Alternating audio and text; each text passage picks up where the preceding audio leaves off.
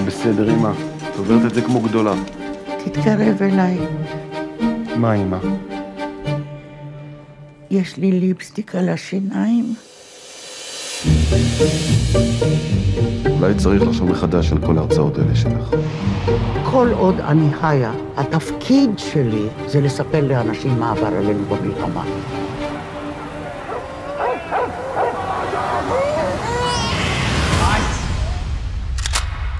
Várjunk csak, neked adom ezt a gyűrűt, és engedj el minket, kérlek. רוצה לנסות להביא לסבתא את הטבעת שלה. מה לקחת? חומר טוב, אה? את לא עושה את זה בשבילי, את עושה את זה בשביל סבתא. אני מתחתנת. אבא שלך מתאבד אחרי שהוא ישמע על זה. אף פעם לא הבנתי איך לאמא כזאת מגניבה ונולד ילד כזה חשוך. הוא לא חשוך. יש כמה דברים שמסתירים לו את האור. Let's go. We have a lot of work to do. וואו. Aren't the libraries in Israel like this? More or less. Do not say that you are from Israel. No problem. What?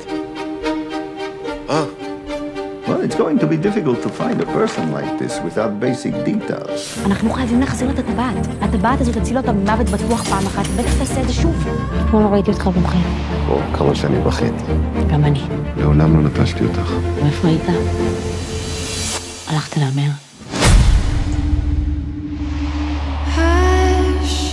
Don't say a word.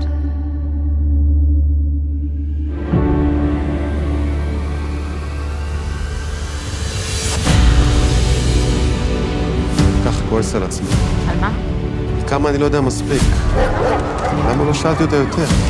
מתי תבין שלא כל דבר אפשר לצחוק עליו? אפשר לצחוק על הכל, אמא. כשעברתי את האגן. זה גורל של אשכנזים. אנחנו עולים לשמיים דרך האגן.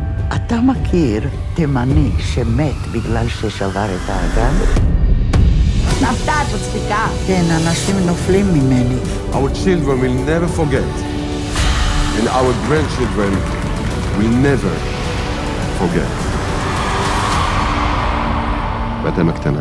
הייתי מכיר לך את זה כל לילה לפני השינה. כנראה בגלל זה נהייתי לסבית. הייתי יודע, הייתי מכיר לך פינוקיו.